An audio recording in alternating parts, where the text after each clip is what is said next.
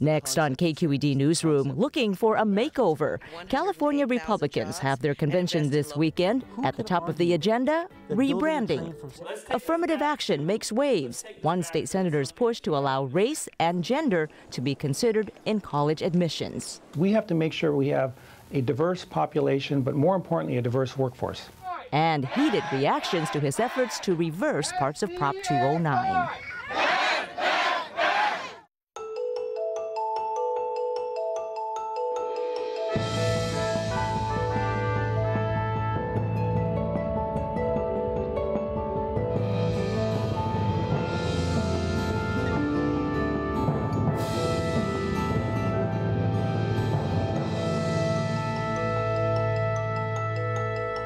Good evening and welcome to KQED Newsroom. I'm Thuy Vu. The California GOP may have some soul searching to do at their state convention in Burlingame this weekend. The party is looking to rebrand itself as it struggles to gain momentum. While there are Republican challengers in the gubernatorial race, Governor Jerry Brown is expected to cruise to re-election, barring any big missteps. What does the GOP need to do to capture more ground in California? Scott Schaefer leads our analysis. No question, California Republicans have their work cut out for them. Their share of registered voters is shrinking, now less than 30%. They hold no statewide offices and have minimal power in Sacramento. The party's new chair, former State Senator Jim Brulte, is rebuilding the GOP from the ground up, a job he says could take up to a decade. Joining me now to discuss what challenges are ahead for the Republican Party in California are GOP strategist Hector Barajas and Scott Detrow, Sacramento Bureau Chief for KQED. He's covering the convention in Burlingame this weekend. And Scott Detrow, what do the Republicans need and hope to accomplish at their convention this weekend? These conventions are really important to energize the base, to get the party activists really amped up for the upcoming election. Hector would probably agree with me that sometimes it's a little discouraging to be a Republican in California. So I think what the Republican leaders want to do here is hit pause and say, hey guys, let's take a look back. We've had a pretty successful year. Obviously, we haven't, gotten to the point where we're going to retake the governorship and get a majority in the legislature, but they've paid off a massive debt. They've won some important special elections like the San Diego mayor's race, and they feel like they have a good chance to pick off some congressional seats. Hector, what would you add to that? Everything's about going back to basics. It's making sure that we are out there fundraising. And I think Scott is right in the sense of we have paid off a very large debt. But it's also about recruiting candidates, and that's where we've been spending this past 6-7 months, recruiting the candidates, making sure they're out there raising money, and at the same time building nice grassroots operations that we can really plug into as we go into the general election. What's the toughest part of recruiting candidates in this climate?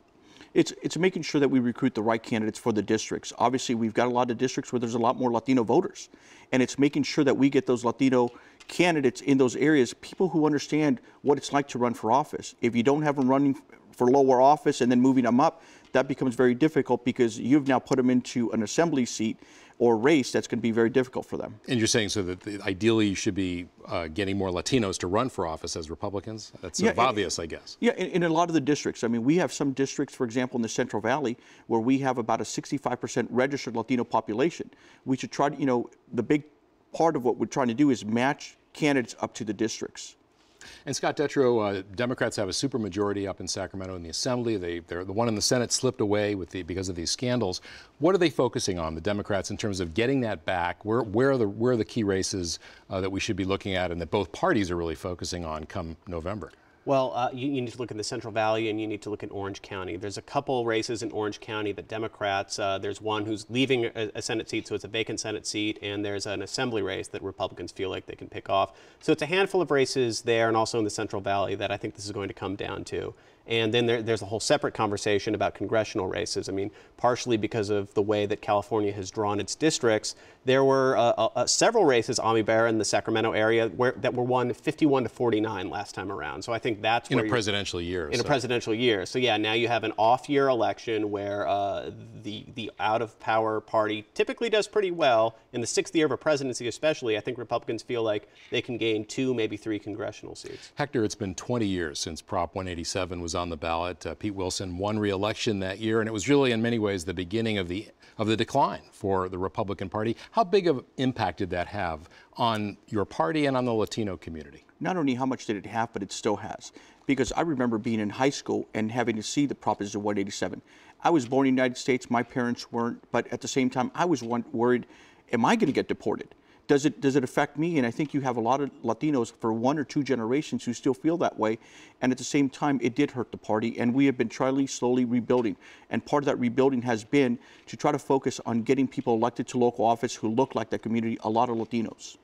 And I think that's where you're going to see a divide at the convention this weekend, where you have the top of the ticket, the governor's race. You have 2 candidates, one Neil Kashkari, the other is Assemblyman Tim Donnelly, who really made a name for himself on the immigration issue. Really, he was the co-founder of the Minutemen. Exactly, standing at the border with rifles. Yeah, he tried to repeal the DREAM Act here in California. So he's someone who's closely associated with those types of efforts. And I think a lot of Republicans are concerned that if he ends up in the fall election going up against Governor Brown, that's hard for the party to kind of get over this hump that they've been trying to do for a while now. And then you've got Neil Kashkari, who is a son of immigrants, immigrated here from India, and at the same time became an aerospace engineer, later on worked in the financial industry and did quite well for himself. And so, yeah, you do have a good contrast there between 2 individuals. You look back 4 years ago, Meg Whitman was the Republican nominee for governor. Carly Fiorina from HP was the head of the party for the Senate, running against Barbara Boxer. They both lost. What were the lessons learned for the party from those 2 races? Obviously, money can't buy you an election. Money isn't everything. You've got to build a nice grassroots operation, and you've got to have that thing going on year after year after year. I think one of the things that we look at is a campaign apparatus that begins and ends 4 or 5 months before an election, and once the election's over with, then you've got to start it all over again. And you start going to some of these communities, and when you've been absent for about 6, 7, 8 months, it's very difficult. I think the lesson that we learned from the Democratic Party is they have an ongoing election cycle going over and over every single month, and that's what we've started to do. The fastest growing segment of the electorate are declined to state voters, not Republicans, not Democrats.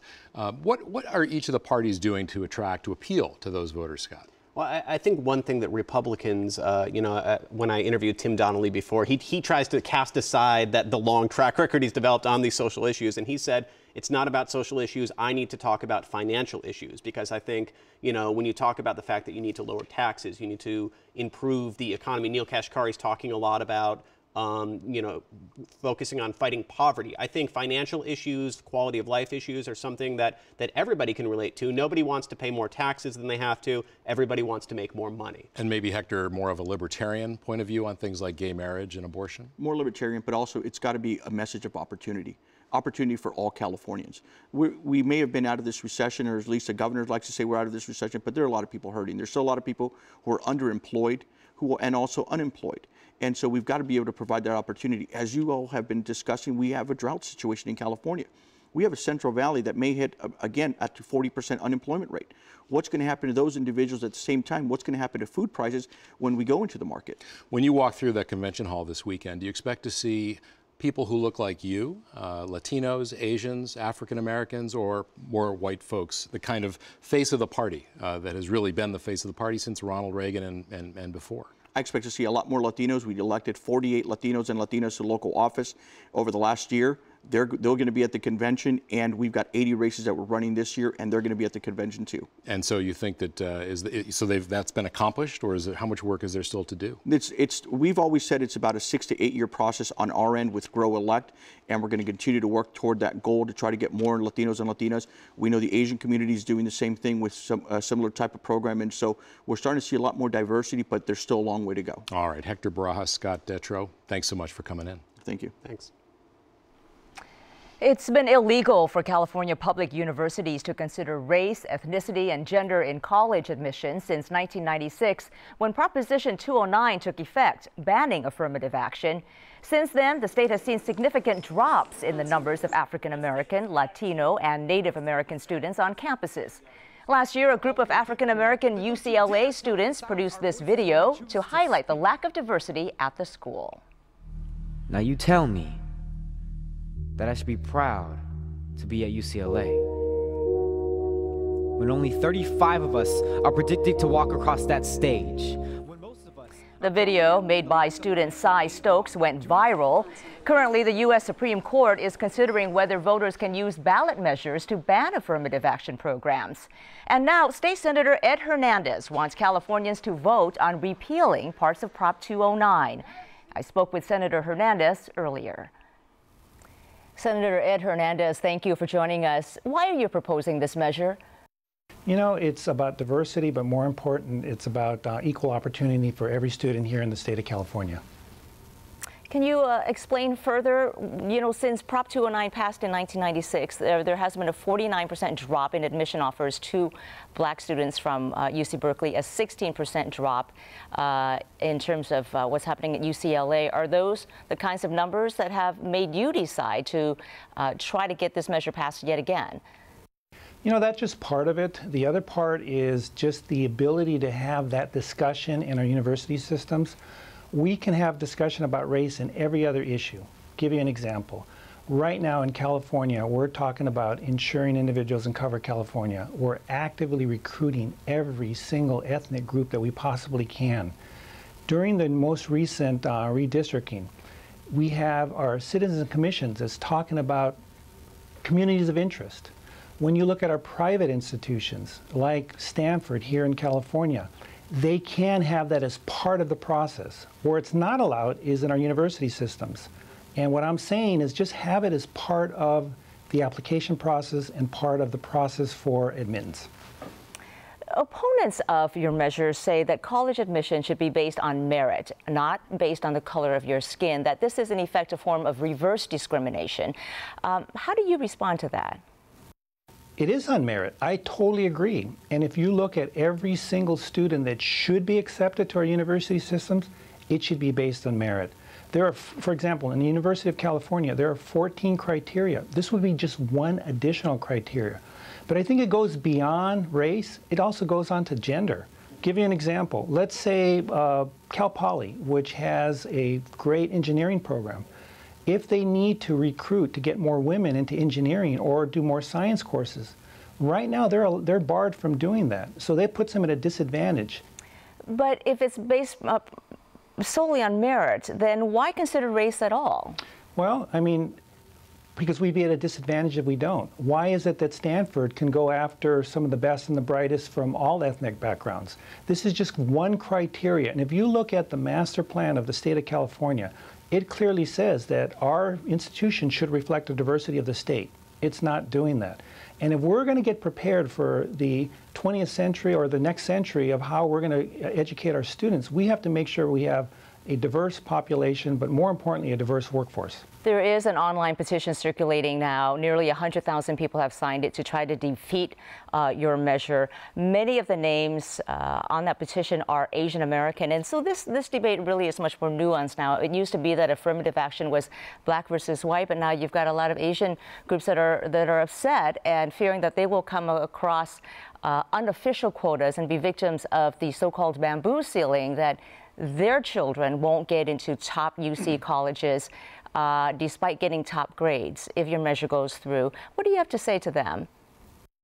Well, you know, first of all, I think everyone has a constitutional right to voice their opinion, and if they choose to start a petition, they have every right to do so. But I think the petitions that they're signing or signing on to is based on a lot of misinformation.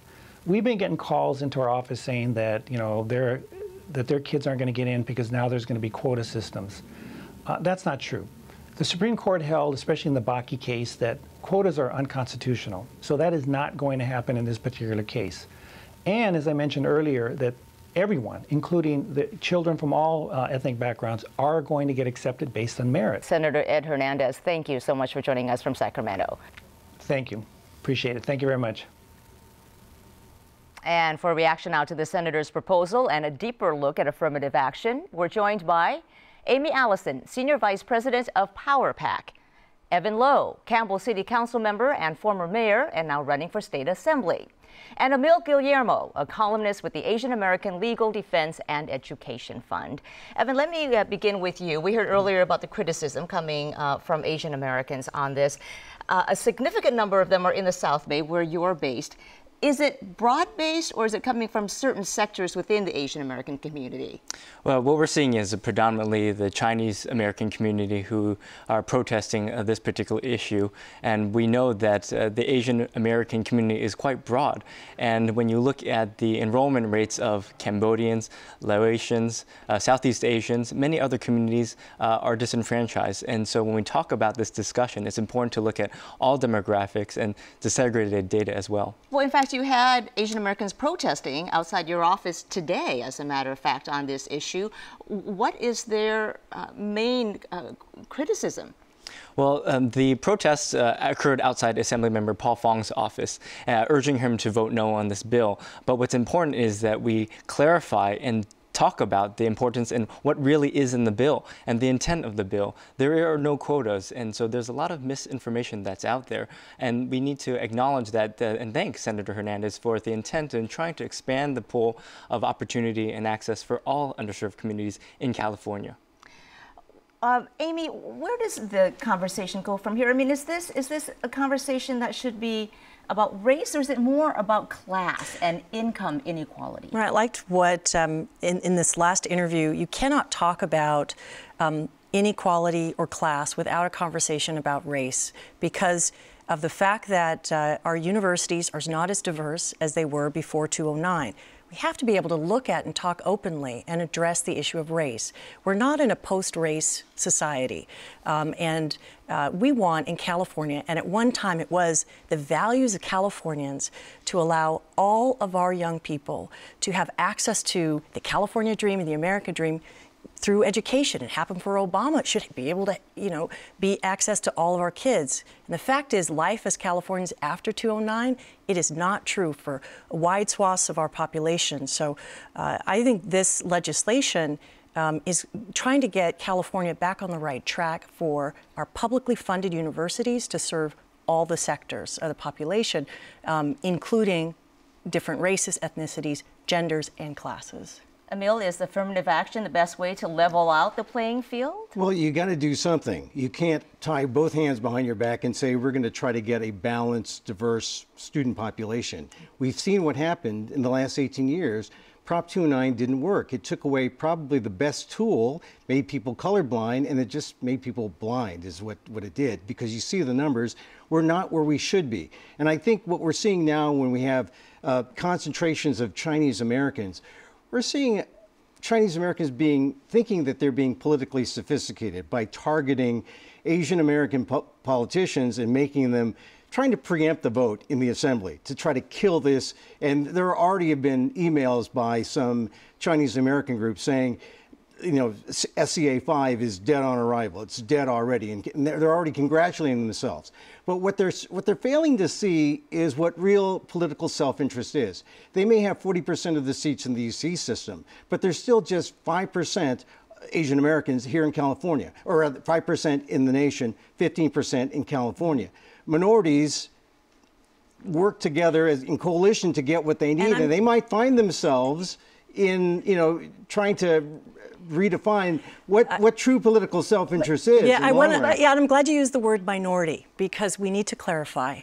In California and in 6 states, people of color, including Asian Americans, Latinos, and African Americans, those most impacted by this legislation, are the majority of people in this state.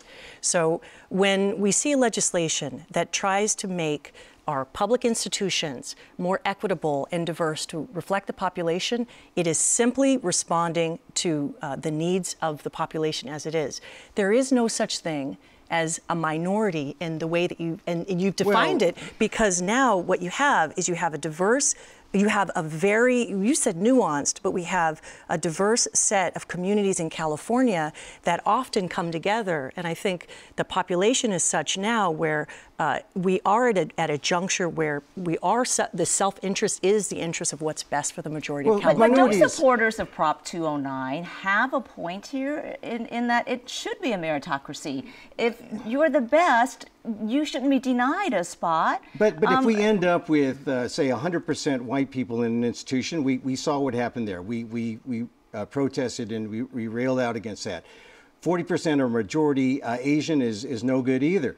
a meritocracy works in conjunction with some other aspects. And one of the things about 209 that it forced people to do is it took race out of the picture and made people look at things holistically. All right, so that's one maybe small positive that came out of 209. But we still didn't reach the promised land of diversity in terms of our numbers. So, Evan, go ahead. Well, and the other thing is that this particular piece of legislation enhances and mentions that race is just one factor in the entire discussion at looking at this entire population. And the fact of the matter is, as Amy illustrated, is that we still have underserved communities. So what is the best approach? Should we fully fund? I mean, this is a public policy and a priorities question of Californians. Should we not fully fund education to expand the pool to allow for greater access? And unfortunately, there are some in the legislature who are using this particularly issue to divide us as a wedge issue between ethnic communities and all communities. And the real discussion should be, how do we unite to all agree upon the accessibility for public education? Well, how do we address that? How do we improve the accessibility and improve the school so that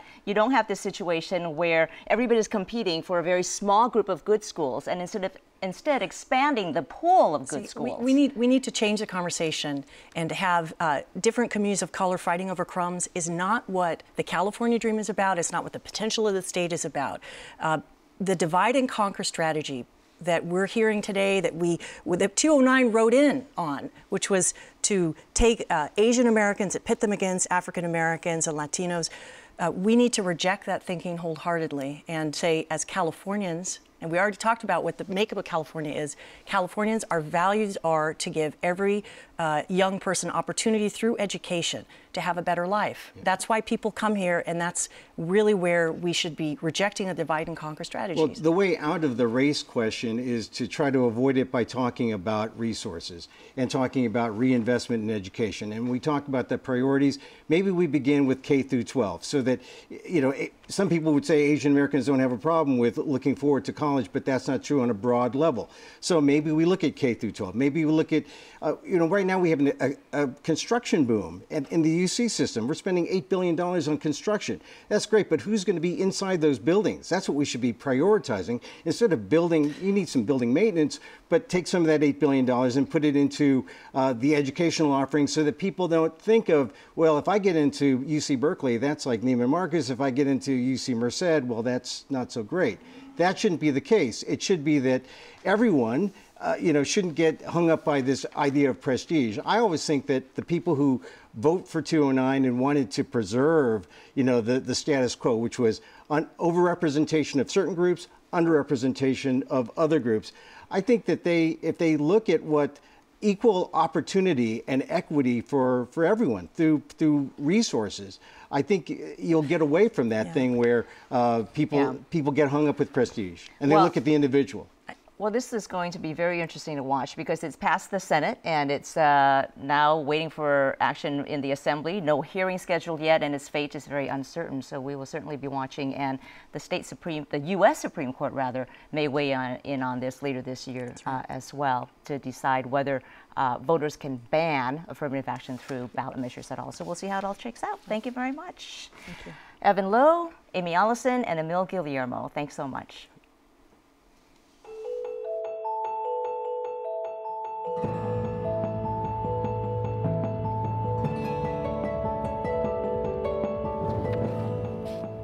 Joining me now for a look at other stories we're watching is Scott Schaefer. Scott, nice to have you again. Hi, Twee.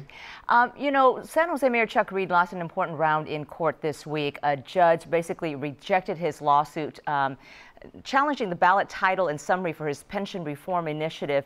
First of all, remind us again what that measure would do. Well, the measure would have allowed local governments to renegotiate any kind of agreement that they have with public employee unions over pensions, retirement benefits, health benefits, that kind of thing, without necessarily having to go back to the bargaining table, but rather could say, we want to renegotiate this, let's sit down and talk, before the contract was up. And of course, unions didn't like this at all, and Chuck Reed didn't like the ballot title and summary that was put on it by the Attorney General Kamala Harris. So he sued, and he lost this week, the judge saying that he really didn't feel there was enough evidence that it was misleading, which is what Chuck Reed and supporters of the ballot measure were saying. Well, what in particular did Chuck Reed find misleading about the summary? Well, the ballot summary said that this would eliminate constitutional protections for public employees, and then she says, such as nurses, teachers, and peace officers, all very popular public employees. And so Chuck Reed felt that that would prejudice voters against the measure, and the judge disagreed. And so what's happening now? Is he going to still attempt it for this year's ballot? Well, there was some thought that he might, but time was running out to collect the signatures to get it on the ballot this year. But he put out a statement Friday afternoon saying that they were abandoning 2014. They may resuscitate it for 2016, but that would be tough because it's a presidential election year, bigger turnout, and probably a more liberal electorate. So we'll see. It could be the end of at least this version of pension reform. Also, let's turn our attention now to a national issue, but has great implications here in California. That is, yesterday, President Obama ordered his Homeland Security Secretary to review policies on deporting undocumented immigrants. Why is this coming up now? Well, after the 2012 election, there was a lot of hope that comprehensive immigration reform would get done. The U.S. Senate did it, but it's it's stalled in the House. And I think Latinos and advocates are really frustrated. They've been pressuring the president.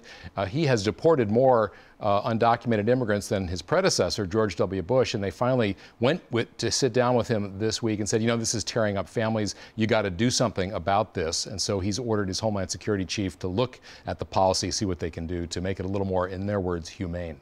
All right, and also late this afternoon, back here to local news, we got some additional information on the Rancho Feeding Corporation. That's the Petaluma company that was shut down after it was discovered that they were processing meat from diseased animals. What are you learning about that? Well, Mina Kim in the newsroom spoke with Bill Nyman of Nyman Ranch. They have about $400,000 worth of beef that's frozen and being held back by the USDA. He found out that the USDA is now telling him it's highly unlikely that they're going to get to release that meat and sell it. He's very concerned about that, and really feels like it could be the end of his company, which of course is one of the most best-known grass-fed beef providers in the Bay Area. So we'll be covering that certainly in the coming week. All right, much more to come. Scott, thank you. Thank you. And for all of KQED's news coverage, please go to kqednews.org. I'm Thuy Vu. For all of us and for Scott Schaefer, thanks for joining us. Have a good night.